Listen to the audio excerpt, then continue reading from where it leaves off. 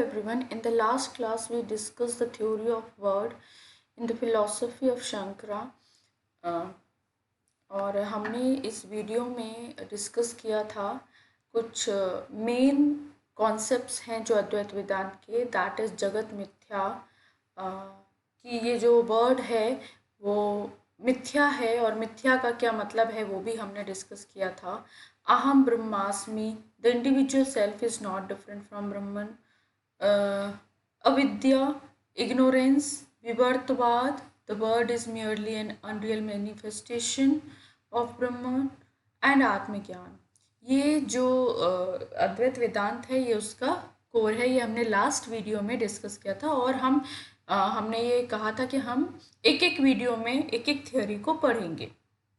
तो जगत मिथ्या हमने शुरू किया था और उसके पहले हमने अद्वैत वेदांत का इंट्रोडक्शन की, कैसे अद्वैत वेदांत का मतलब क्या है, अद्वैत वर्ड का मतलब क्या है, अद्वैत वेदांत का जो सोर्स है, वेदांत फिलॉसफी का जो सोर्स है वो प्रस्थानत्रयी है. प्रस्थानत्रयी में क्या आता है ये पढ़ा था हमने. ब्रह्म सूत्र, भगवद गीता और उपनिषद, और एक एक करके इनको डिस्कस भी किया था कि उपनिषद क्या है, ब्रह्म सूत्र क्या है, भगवद गीता क्या है, ये सब हम लास्ट वीडियो में कर चुके थे.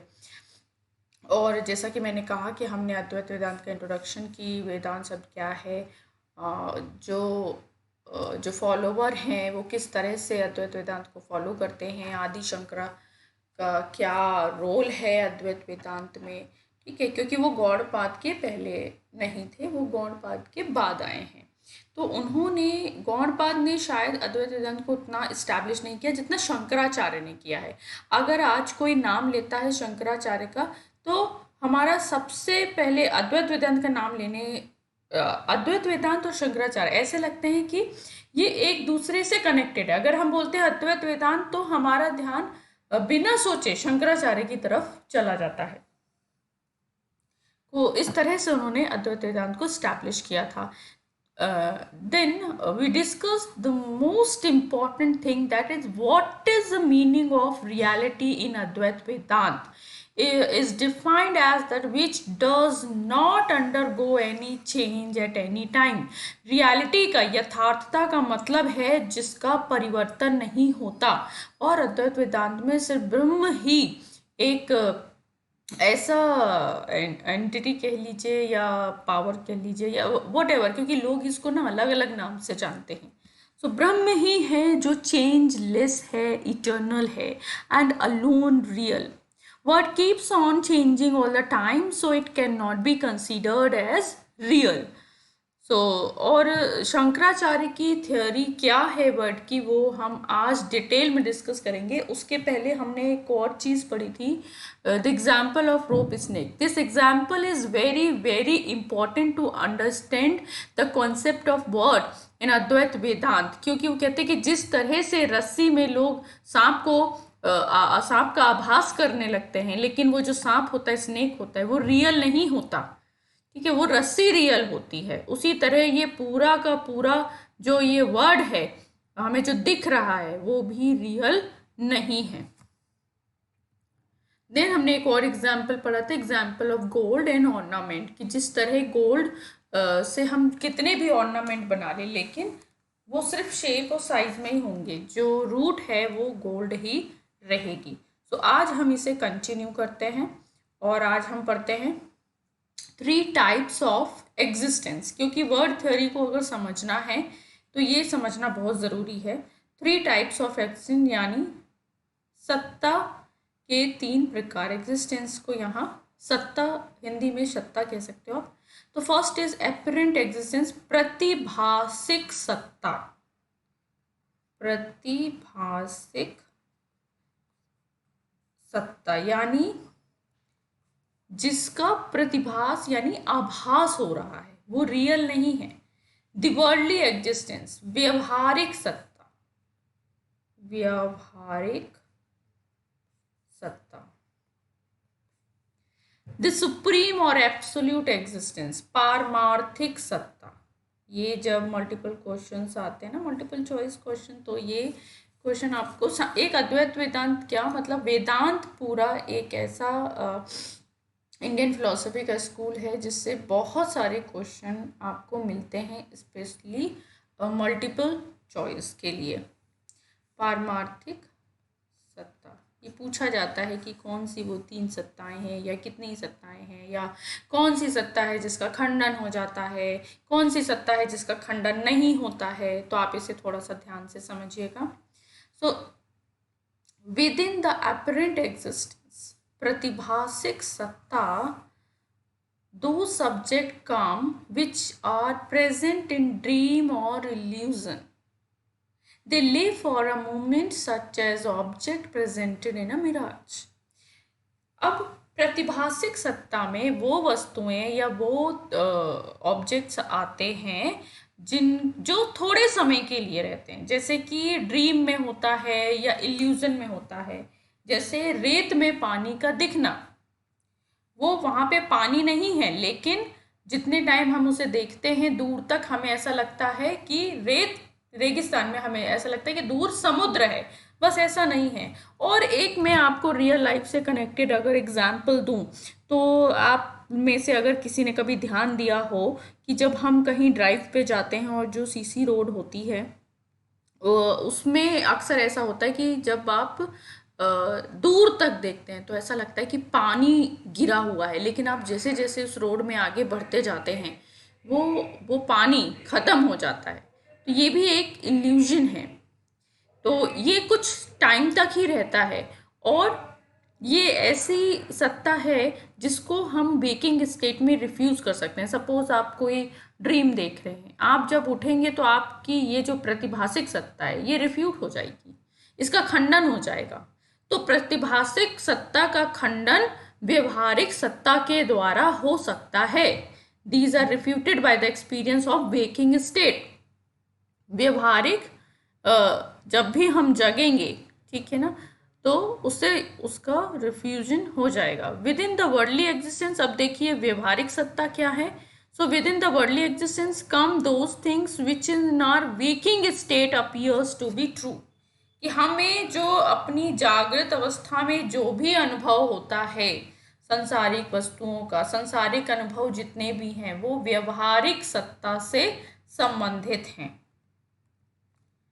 दे are helpful in making worldly life successful, क्योंकि आपकी जो व्यवहारिक जीवन है वो उसे सच बनाते हैं, सफल बनाते हैं। आप सारी चीज़ें देखते हैं, table, chair, laptop, phone, photo, towel, कुछ भी जो भी आपको दिख रहा है, ठीक है ना, वो सब आपके लिए क्या है, सत्य है। बट इसका भी क्या हो जाता है, खंडन हो जाता है। किसके द्वारा होता है, व्यवहारिक सत्ता का खंडन पारमार्थिक सत्ता के द्वारा हो जाता है। जब भी हमें रियलिटी, एक्चुअली रियलिटी का ट्रू नेचर क्या है वो पता चलता है, तो हमें समझ आता है कि ये जो वर्ल्डली एग्जिस्टेंस है, this is not real, this is मिथ्या। So, the transcendental existence is pure, which is neither obstructed। एक पारमार्थिक सत्ता ही ऐसी है जो रिफ्यूट नहीं होती, जिसका किसी के द्वारा खंडन नहीं हो सकता।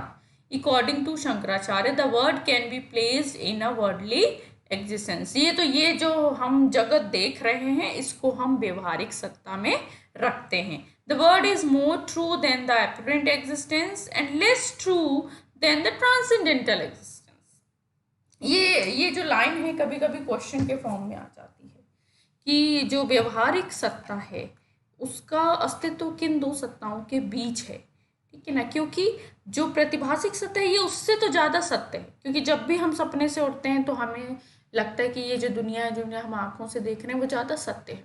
लेकिन जब हम पारमार्थिक सत्य के बारे में जान जाते हैं, एब्सोल्यूट ट्रुथ के बारे में जान जाते हैं, ब्रह्मन के बारे में जान जाते हैं, तो हमें ये वर्ड झूठ लगने लगता है, हमें ये वर्ड मिथ्या लगने लगता है।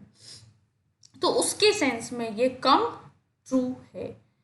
Shankaracharya has neither consider the world to be completely real और अनरियल। कई बच्चे बहुत जल्दी आंसर दे देते हैं कि शंकराचार्य के दर्शन में जगत क्या है, सत्य है या असत्य है, ठीक है, या सत्य असत्य दोनों हैं या दोनों ही नहीं हैं, इस तरह के आपको सवाल मिल सकते हैं। तो कई बच्चे ना लिखते हैं कि नहीं, असत्य है, ठीक है, लेकिन ये आपको बहुत ध्यान से समझना है कि ना ही वो सत्य है ना ही वो असत्य है, ये है सही answer. So the word is unreal only when the word is interpreted from a transcendental point of view. अब देखिए यहाँ पे ना दृष्टि की बात है. दृष्टि की बात क्या है कि अगर आप उसे पारमार्थिक दृष्टि से देख रहे हैं, ट्रांसेंडेंटल पॉइंट ऑफ व्यू से देख रहे हैं, तो वो अनरियल है. क्योंकि पारमार्थिक दृष्टि से from the transcendental point of view only Brahman is real. वही एक सत्य है, पारमार्थिक सत्य ही सत्य है और कुछ भी नहीं. बट अगर आप वर्ड को व्यवहारिक सत्ता के रूप में देख रहे हैं, उसे वर्डली पॉइंट ऑफ व्यू से देख रहे हैं, तो वो आपको रियल लगेगी. So what ever remains eternal is true. The word is not real. Shankaracharya logically analyse this statement. अब देखो कैसे एनालाइज करते हैं ये जो स्टेटमेंट है कि वर्ड इज नॉट रियल. क्योंकि हम सवाल करते हैं बार बार कि कैसे रियल नहीं है जिसका हम अनुभव कर रहे हैं, वो कैसे रियल नहीं है, हम जिसे देख रहे हैं, छू रहे हैं, महसूस कर रहे हैं, अब वो रियल कैसे नहीं है. सो शंकराचार्य उसके लिए कुछ लॉजिक देते हैं. So what ever remains eternal is true. सबसे पहले तो सत्य की परिभाषा जानिए. सत्य वह है जो परिवर्तनशील नहीं है. And whatsoever is destroy is non eternal. जो भी खत्म हो जाता है वो क्या होता है, वो कभी भी ट्रू के कैटेगरी में नहीं आ सकता. So what ever remains eternal is true and whatsoever is destroy is non eternal is untrue. As the word is created and destroyed, it is not real. क्योंकि ये जो वर्ड है ये बनता बिगड़ता रहता है, इसकी हर एक चीज़ बनती बिगड़ती रहती है, इसलिए ये रियल नहीं है. कहते हैं ना, इस सृष्टि का प्रारंभ है. आप किसी भी थियोलॉजी में देख लीजिए, आपको अलग अलग स्टोरीज मिलेंगी कि ये वर्ड का एक क्रिएशन टाइम भी है और एक डिस्ट्रक्शन टाइम भी है, प्रारंभ भी है, प्रलय भी है. अगर ऐसा है तो ये इटर्नल नहीं है ना, और अगर इटर्नल नहीं है तो ट्रू नहीं है. First. Second, truth is unchanging. जो ट्रूथ है वो हमेशा एक सा रहता है. Since the world is changing it is not real. Third, things that are independent of time, space are real. And whatever is in space and time is unreal.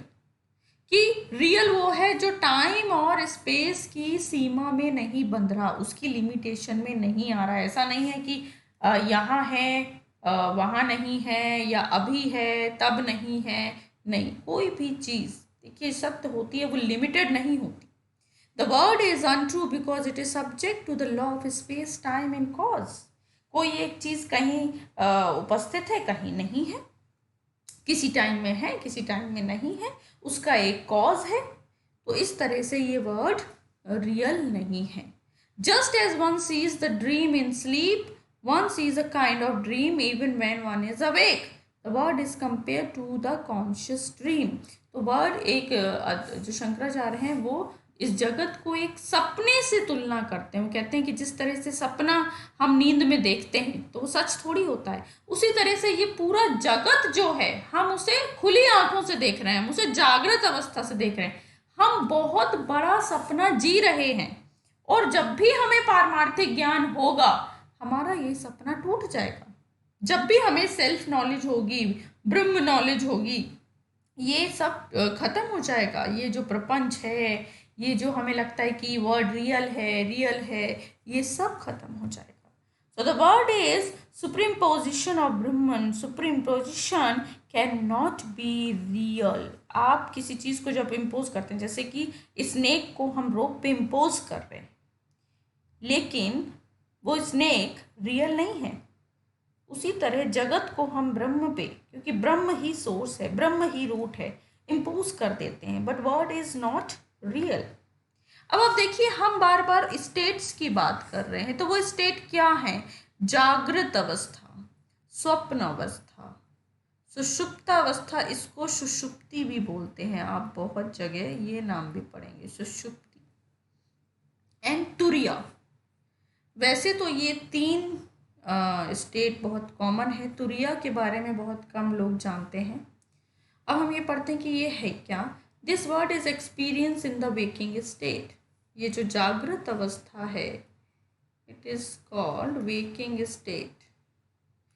तो कहते हैं कि ये जो दुनिया का हमें अनुभव हो रहा है वो हमें वेकिंग स्टेट में, हमें अपनी जागृत अवस्था में हो रहा है।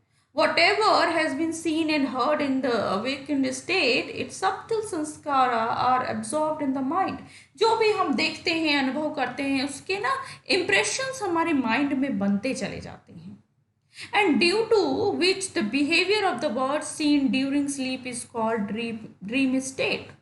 ये जो दूसरी है, ये है ड्रीम स्टेट। तो वो जो इम्प्रेशन बन जाते हैं, उसी की वजह से नींद में हमारे माइंड में जो इमेज बनती है, जो एक इवेंट चलता है, उसे हम ड्रीम कहते हैं। वो है आपकी ड्रीम स्टेट। ये तो हमारे लिए समझना आसान है क्योंकि ये दोनों ही हम बहुत अच्छे से एक्सपीरियंस करते हैं। In this state the gross body becomes inactive. जो हमारी स्लीप स्टेट होती है ना, उसमें जो ग्रॉस बॉडी है हमारी, यानी जो बॉडी है, ठीक है, स्थूल जिसे कहा गया, स्थूल बॉडी है, वो इनएक्टिव। क्योंकि आप देखिए हाथ पैर, आपकी जो एक्सटर्नल सेंसेस है, वो सब शांत होती हैं। But subtle body remains awake. आपका जो माइंड है वो वर्क करता रहता है। आप देखो, आपकी आंखें बाहर बंद हैं लेकिन अंदर सब देख रही हैं। आपकी नोज बाहर से हो सकता है स्मेल नहीं कर रही, बट वो अंदर अंदर सब कर रही। सपने में सारी सेंसेस चलती हैं। तो ग्रॉस बॉडी इनएक्टिव होती है। ग्रॉस बॉडी को कहते हैं स्थूल शरीर। कई बार ये क्वेश्चन आ जाता है कि शरीर के क्या प्रकार हैं, ठीक है, और ये होती है सूक्ष्म शरीर, gross and subtle.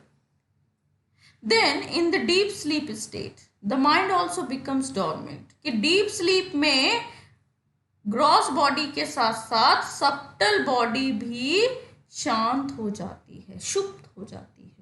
In this state, it does not have any kind of experience, only the experience of sleep।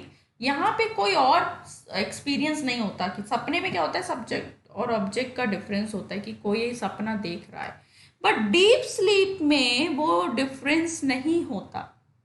इसलिए इसको सुषुप्ति कहा जाता है। और कई लोग इसको ऐसे एक्सप्लेन करते हैं कि नहीं, कोई तो अनुभव था कि जब आप सो के उठते हैं और आप ये कहते हैं कि आज तो मैं घोड़े बेच के सोया, पता ही नहीं चला, तो वो थी आपकी डीप स्लीप स्टेट, क्योंकि आपको वहां कोई एक्सपीरियंस हुआ ही नहीं।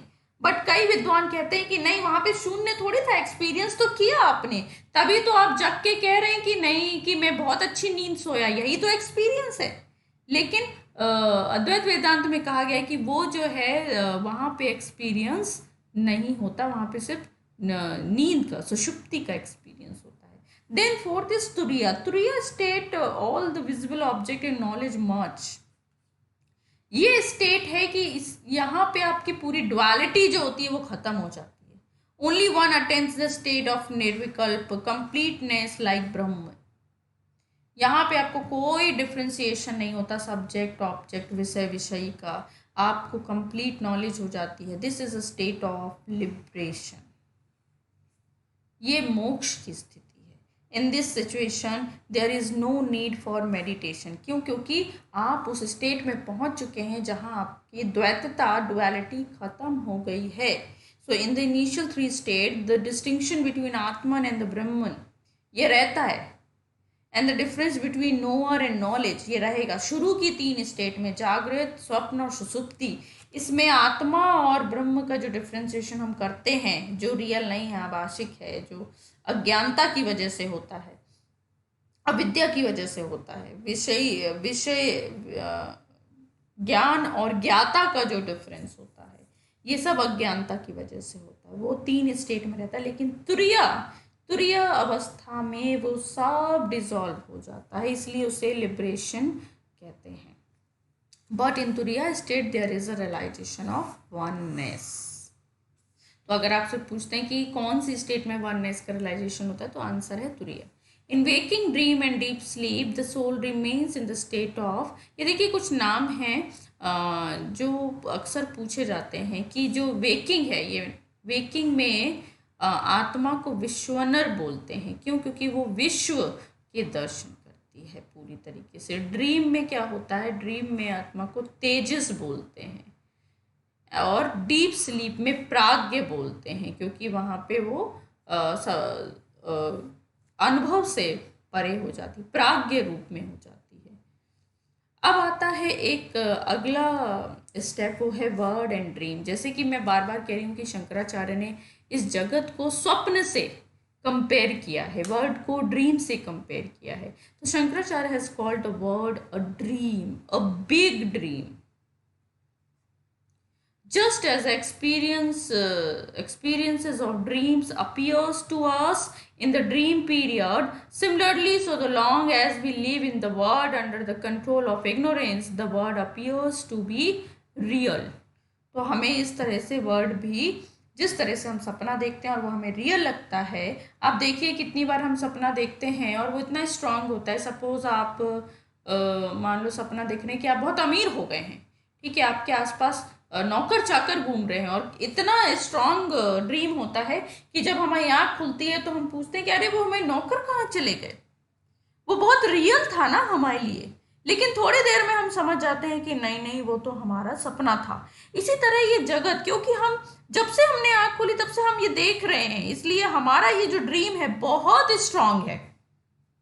So just as the experience of dream are refuted from a waking state, similarly the refutation of the experience of the word take place after attaining salvation। कि मोक्ष मिलने पर हमारा ये जो वर्ड ड्रीम है ये खत्म हो जाता है।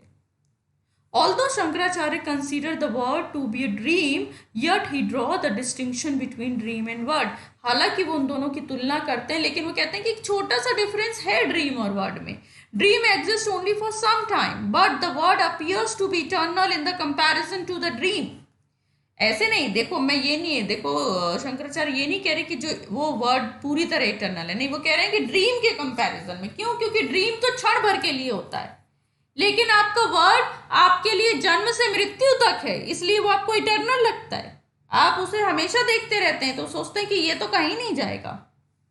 एंड द पॉइंट इज, आप एक बात समझिएगा, कई बच्चे ऐसे कहते हैं कि जगत कहाँ चला जाएगा। जगत, it's not about physical object कि वो डिस्ट्रॉय हो जाएंगे, वो चले जाएंगे। It's all about your knowledge about your self, about ब्रह्म। क्योंकि जब हमें रियलिटी का अनुभव हो जाता है, ये जगत तो रहता है, फिजिकली तो वो एग्जिस्ट करता है, लेकिन हमारी दृष्टि बदल जाती है उसको देखने के लिए। हमारे लिए वो सिर्फ एक अपीयरेंस की तरह काम करता है।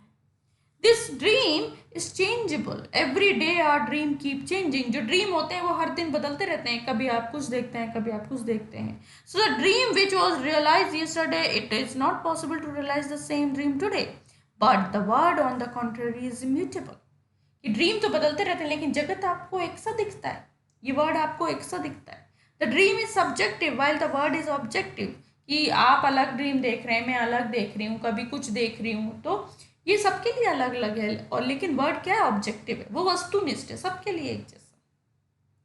सो the question arise that when the world is being seen by man as truth that is being experienced, then how can its truth be denied। जैसा कि मैंने पहले शुरू में भी कहा कि लोग अक्सर पूछते हैं कि जिसे हम अनुभव कर रहे हैं उसे हम डिनाई कैसे कर सकते हैं। So due to the collective perception, इसका आंसर है due to the collective perception of world it's root have become very effective. क्योंकि हमें सबको एक जैसा अनुभव हो रहा है, इसलिए हमें लगता है कि उसको डिनाई करने वाला कोई है ही नहीं। So since the practical experience of every human being is generally the same, therefore the word appears to be true। हाँ ये होता है, हाँ ये हमारी रियलिटी है, हम ऐसा सोचते हैं। Everything in the world is just a reflection of a Brahman, not actually reality। This is important कि ये जो वर्ड हमें दिख रहा है एक्चुअली ये रियल नहीं है, ये ब्रह्म का ही एक रिफ्लेक्शन है। Apart from this, the word does not disappear in the state of Brahma Gyan। If this were possible, then the existence of word would also end when the person was liberated from life। कि जब जब मैं कह रही हूँ कि ये जो ड्रीम वर्ड है ये खत्म हो जाएगा, इसके खत्म होने का क्या मतलब है? ऐसा नहीं है कि आपको लिबरेशन मिल गई तो ये जो वर्ड है इसका प्रलय हो जाएगा, ये डिस्ट्रॉय हो जाएगा। नहीं, वो अज्ञानियों के लिए तब भी एग्जिस्ट कर रहा है, लेकिन आप ज्ञानी हो चुके हैं, वो आपके लिए एग्जिस्ट नहीं कर रहा है। देखिए, इसको मैं इस तरह से समझाती हूँ कि जैसे सपोज आपकी याददाश्त चली जाती है, ठीक है, आपको नहीं पता आपका घर कहाँ है, आप भूल गए हैं, तो वो याददाश्त जाने की वजह से आपका घर आपके लिए एग्जिस्ट नहीं कर रहा, लेकिन वो बाकी लोगों के लिए कर रहा है, जिन्हें याद है उनके लिए कर रहा है, लेकिन वो आपके लिए नहीं कर रहा है। इसी तरह कि जब हमें नॉलेज हो जाती है, लिबरेशन हो जाता है, तो हमें जो ये वर्ड है ये दिखता नहीं है, क्योंकि हम वननेस को देख रहे हैं, हम डुअलिटी को देख ही नहीं रहे। इसलिए वो फिजिकली, वो एक्सटर्नली एग्जिस्ट कर रहा है, बट हमारा पर्सपेक्टिव चेंज हो चुका है। This is all about perspective. So for a liberated person, there is no disappearance of the word, but the disappearance of all the dualistic nature arising out of it. Now the conclusion. We live in a world of apparent duality. हम एक ऐसी जगत में रह रहे हैं जहाँ द्वैतता है, वो भी आभासिक द्वैतता। ये जो द्वैतता है वो भी रियल नहीं है, वो भी apparent है। This essential teaching of Veda is that reality is actually non-dual. ये अद्वैत वेदांत की मेन टीचिंग है। Reality is actually non-dual. All the seemingly separate being and constituent part of this duality, in fact, expression of same universe conscious Brahma, the self. ये दोनों synonyms हैं, Brahma self. We are not separate from this consciousness. In fact, it is the essence of what we are. आप देखो कि हम इस consciousness से, इस ब्रह्म से अलग हम कुछ है ही नहीं, ब्रह्म ही हैं. In any given moment, your senses are relying, all kind of data, objects are perceived outside of you, wall, furniture, house, tree, people, but where are you actually experiencing these objects? हर चीज हमसे अलग है, but हम अपने आप पर कभी doubt नहीं कर सकते. So in Advaita Vedanta self knowledge is very very important, कि हमारा नेचर क्या है, ये वर्ड ये कैसे डिफरेंट है, ये डुअलिटी हमें क्यों दिख रही है, और इसको हम कैसे रिजॉल्व करके लिबरेट हो सकते हैं. और अगर हम डुअलिटी से लिबरेट हो गए तो हम सारी सफरिंग से भी लिबरेट हो जाएंगे. This is all about the theory of word in Advait Vedanta. In the next video, we will discuss the further theories जो हमने शुरू में डिस्कस की हैं, वो हम करेंगे. कंक्लूजन में कुछ और ख़ास ऐड नहीं है, कॉन्शियसनेस के बारे में है, क्योंकि कई जगह हम चेतना को बहुत गलत तरीके से समझ लेते हैं कि चेतना क्या है, कि बहुत उसको नैरो सेंस में समझते हैं. But universal consciousness, which is the source of everything, which is the root of everything. Consciousness is very ground of your existence, the basis of your reality. The content of your consciousness is ever changing. आप consciousness जो mind का work होता है ना, वो बदलते रहते हैं, लेकिन कॉन्शियसनेस अपने आप में कभी नहीं बदलती. जैसे मान लो मिरर है, मिरर के सामने के ऑब्जेक्ट बदलते रहेंगे, कभी कोई इंसान आ रहा है, कभी कोई ऑब्जेक्ट दिख रहा है, कभी कोई एनिमल दिख रहा है, बट मिरर अपने आप में स्टैटिक है. उसी तरह कॉन्शियसनेस, ब्रह्म, आत्मा, ये सब स्टैटिक हैं. बस जो अहंकार है, जो इम्प्रेशंस हैं, वो चेंज होते रहते हैं, और उन्हें हम रियल समझ लेते हैं. जो स्टैटिक है उसे नहीं समझ पाते हम समझ लेते हैं बाकी चीज़ों को रियल.